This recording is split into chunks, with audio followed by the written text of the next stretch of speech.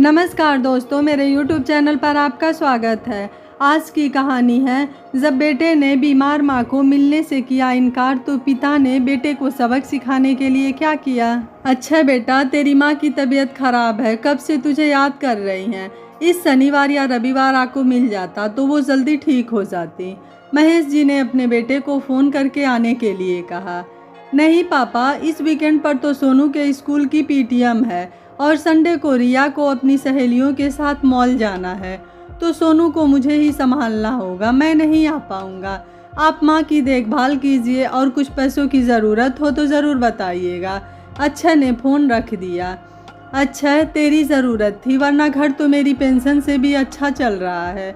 महेश जी की आंखें भर आई। बेटे से मिलने की उम्मीद लिए बेटे का चेहरा देखने की आस सुषमा जी के चेहरे पर थी, पर अब उनका चेहरा मुरझा गया। महेश जी ने इस महीने तीसरी बार बेटे को आने के लिए बोला था, पर अक्षय नहीं आया। सुषमा जी की आंखों से भी आंसू निकल आए और खुद को संभालते हुए बोली, कोई बात नहीं जी, व्यस्त होगा, अगली बार आ जाएगा। मीना और अक्षय एक ही शहर में रहते थे, पर मिलना कम होता था। मीना भी स्कूल में नौकरी करती थी और अक्षय और रिया अपने दोस्तों और पार्टी में व्यस्त रहते थे। मीना किसी खास आयोजन पर ही अक्षय के बुलाने पर उसके घर जाती थी।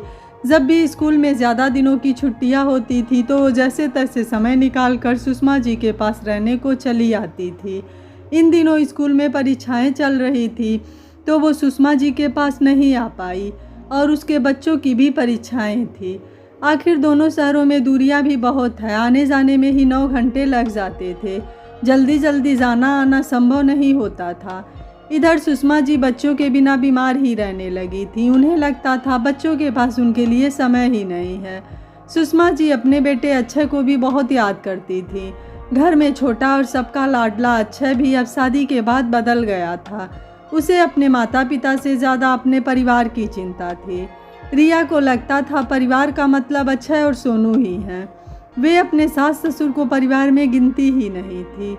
जब से अक्षय ने अपने पसंद से शादी की है तब से उसका रवैया भी काफ़ी बदल गया है। उसकी पढ़ी लिखी पत्नी अपने सास ससुर का ज़रा भी सम्मान नहीं करती थी।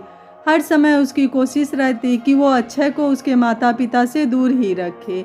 रिया ने अपनी डिलीवरी भी जिद करके मायके में ही करवाई थी, जबकि सुषमा जी ने रिया को बोल दिया था कि तुम डिलीवरी के लिए ससुराल आ जाना, हमारे यहाँ मायके में डिलीवरी नहीं होती है। रिया नहीं आई और अपनी मम्मी पापा के घर चली गई। पोते के जन्म की सूचना भी भिजवा दी गई। सुषमा जी अपने पोते से मिल तो आई, पर वो मात्र औपचारिकता ही थी। अपने अक्षय की संतान को लाड भी नहीं लड़ा पाई। रिया का बेटा अपनी नानी की छांव में पल रहा था। मीना को भी एक बार बस बेटे के जन्म पर बुलाया था। सुषमा जी के मन के अरमान मन में ही रह गए। बेटा भी दूर हो गया था और अब पोता भी साथ नहीं रहता है। रिया अपने आगे किसी को कुछ नहीं समझती थी। उसका ध्यान बस अपने मायके से ही रिश्ते बनाने में था। रिया के बहन और भाई आते तो वो महीने भर उसके यहाँ रह जाते, पर कभी अपनी ननद मीना को एक रात रहने के लिए भी नहीं बुलाती थी। सुषमा जी इस बात से बहुत दुखी रहा करती थी। उनका घर में मन नहीं लगता था, मन बच्चों में बसा रहता था। अजीब सी बेचैनी रहती थी। इससे उनकी दैनिक दिनचर्या भी प्रभावित रहने लगी थी। वो आदतन रोज़ रात को अलार्म लगाकर सोती थी। सुबह अलार्म बजा, नींद में ही वो अलार्म बंद करके फिर से अपनी चादर में सिमट गई। बरसों की आदत है कि छूटती ही नहीं है। अब बच्चे भी स्कूल नहीं जाते हैं और महेश जी भी रिटायर हो गए हैं। अब ना कोई जल्दी है ना ही कोई भागा दौड़ी। जिंदगी जैसे समट गई है, ठहर सी गई है। चाय थोड़ी देर से भी बन सकती है, नाश्ता करने का मन ही नहीं करता है, और खाना तो कभी भी बना लो। वैसे भी इस उम्र में दलिया खिचड़ी ही ज़्यादा अच्छा लगता है। एक दिन भारी खाना खा लो तो वो पछता ही नहीं है। जब बच्चे थे तो पकवान बनाने का भी मन करता था, अब तो बस पेट भर लो और जी लो। अब समय है पर परिवार साथ नहीं है, बच्चे चले गए हैं। पहले परिवार और बच्चे साथ थे पर समय नहीं था। बच्चों की परवरिश में कब माता पिता खुद खर्च होकर वृद्ध हो जाते हैं ये उन्हें पता भी नहीं चलता है। सुषमा जी सोती रहीं पर नींद नहीं आई। बरसों की यादें याद आती रही कि कैसे वो हमेशा 5:30 बजे का अलार्म लगाकर सोती थी। दिन भर इतना थक जाती थी कि अगर अलार्म ना लगाती तो नींद ही नहीं खुल पाती थी। और नींद ना खुले तो सब कुछ बिगड़ जाता था। बच्चों की स्कूल बस छूटने का डर और महेश जी की ट्रेन छूटने का भय, इसलिए सुषमा जी कभी 5 मिनट भी ज़्यादा सो नहीं पाती थी। दोनों बच्चे अक्षय और मीना की परवरिश में समय निकल गया। मीना की शादी हो गई और अक्षय की नौकरी के बाद उसने भी अपने मनपसंद लड़की रिया से शादी कर ली।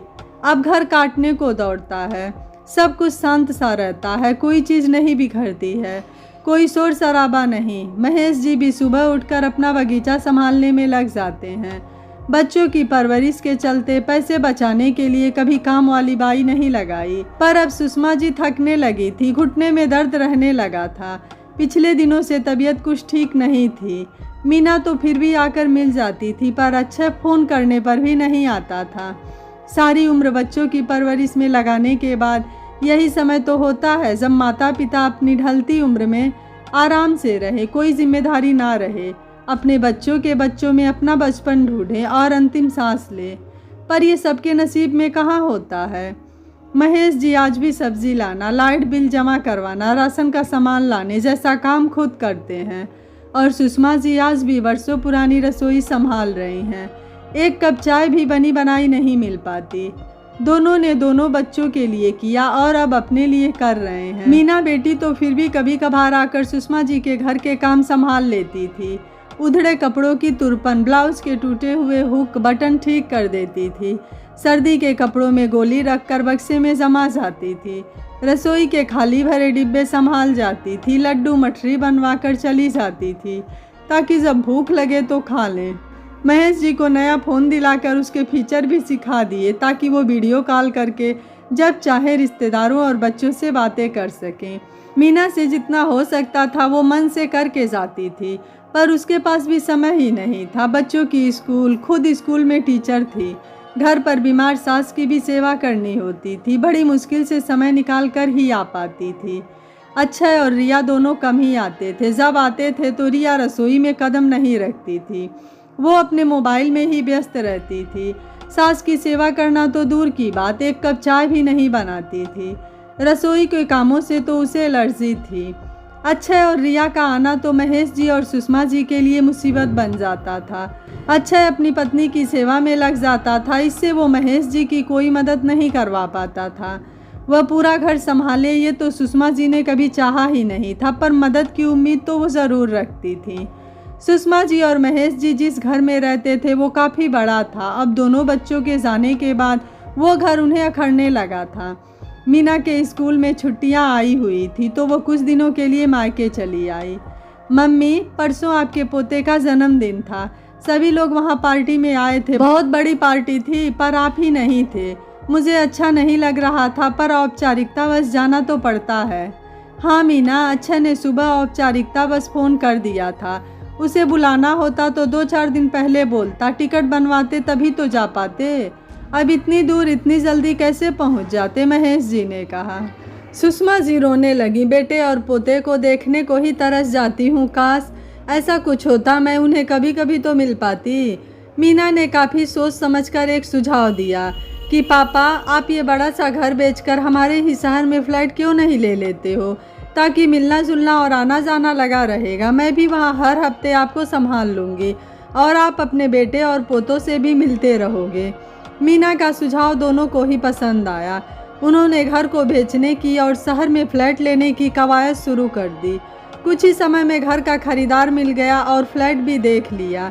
ये बात जब अक्षय को पता चली तो वो आग बबूला हो गया।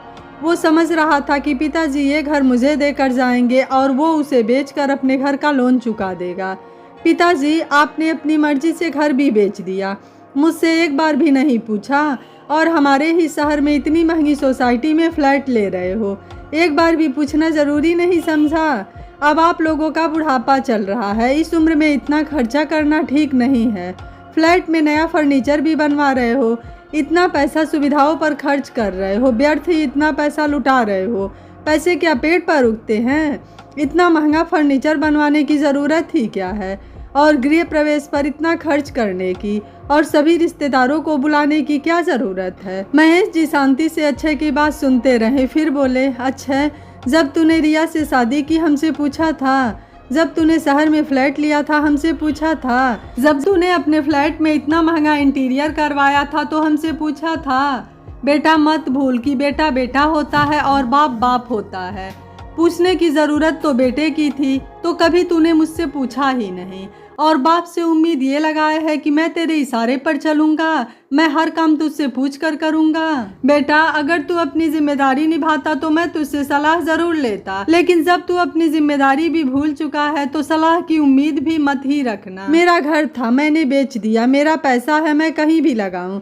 मेरी मर्जी है, मैं कहीं भी रहूँ। इससे तुझे क्या तकलीफ़ हो रही है? और एक बात, हमें बुढ़ापा आ गया है तो क्या हम अच्छा खाना पीना छोड़ दें, अच्छे से रहना जीना छोड़ दें? तू कहता है बुढ़ापे में अच्छे से जीकर क्या करोगे? हम गृह प्रवेश पर इतना खर्च कर रहे हैं, ये तू कौन होता है जो मुझसे हिसाब मांग रहा है? तू आए दिन घूमने जाता है, होटल में इतना खर्च करता है, मैं तो तुझसे हिसाब नहीं मांगता हूँ। अब बुढ़ापे में हमें भी सुख सुविधाएं चाहिए और तुम लोगों से ज़्यादा आराम चाहिए। बूढ़ी हड्डियां अब जवाब देने लगी हैं। तेरी माँ ने बहुत काम किया, तुम लोगों की पढ़ाई और बाकी खर्चों के लिए खुद को झोंक दिया। अब इस उम्र में तो मैं उसे आराम देना चाहता हूँ और मेरा पैसा है। मैं तुझसे तो 1 रुपया भी नहीं मांग रहा हूँ, ना मैं तुझसे पैसा ले रहा हूँ और ना ही तुझे देने के लिए मजबूर हूँ। जो बुढ़ापे में हमारी सेवा करेगा ये घर उसके ही नाम हो जाएगा। मैं अब बचत करके करूँगा भी क्या? अगले महीने की 15 तारीख तक हम वहाँ शिफ्ट हो जाएंगे। बहू और पोते को गृह प्रवेश में लेकर आना। निमंत्रण पत्र तेरे घर भिजवा दूंगा। महेश जी की बात सुनकर अक्षय की बोलती बंद हो गई। वो कुछ कह नहीं पाया, उसके सपनों पर पानी फिर गया। महेश जी और सुषमा जी ने घर में गृह प्रवेश किया, पूजा हवन किया। अपने बेटे और पोते को देखकर वो खिल गईं। अब महीने में किसी न किसी बहाने वो अपने बच्चों से मिलती रहती। कभी उनके घर चली जाती तो कभी उनको बुला लेती थी। 30 त्यौहार, जन्मदिन, वैवाहिक वर्षगांठ पर मिलना जुलना होता रहता था। मीना के बच्चे भी आते जाते रहते थे। अब सुषमा जी के स्वास्थ्य में सुधार होने लगा था, उन्हें जीवन से प्यार हो गया था। पहले के मुकाबले ज़्यादा खुश रहने लगी थी। अपने बच्चों का स्नेह और सामीप्य पाने के लिए बरसों से जिस घर में रहती थी उसे बेच दिया और रिश्तों की अपनी पुरानी जड़ें काटकर नए पौधे लगाने में व्यस्त हो गईं। अक्षय को भी समझ में आ गया था कि अगर मैं माता पिता को संभाल नहीं सकता, उन्हें समय नहीं दे सकता, तो उनके बारे में बोलने का भी मुझे कोई हक नहीं है। दोस्तों, बच्चे खुद तो यह चाहते हैं कि हमारे मामलों में माता पिता का दखल नहीं हो। उनके बोलने पर वह यह कहते हैं कि अब हम इतने बड़े हो चुके हैं कि अपना फैसला खुद ले सकते हैं, लेकिन बुजुर्गों के मामले में वह दखल देना चाहते हैं। क्या माता पिता को अपने हिसाब से जीवन जीने का कोई हक नहीं है? क्या बुढ़ापे में इंसान की अपने बच्चों से कोई उम्मीदें नहीं रहती है?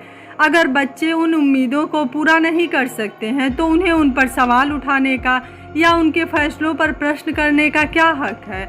माता पिता को भी जिंदगी अपने हिसाब से जीने का हक है। बुढ़ापे में उन्हें भी खुश रहने का पूरा अधिकार है। आपको महेश जी और सुषमा जी का फैसला कैसा लगा? आप मुझे अपनी राय कमेंट बॉक्स में ज़रूर दीजिएगा। वीडियो पसंद आया है तो वीडियो को लाइक, शेयर एंड चैनल को सब्सक्राइब करिएगा। Thank you for watching. मिलते हैं अगली कहानी में।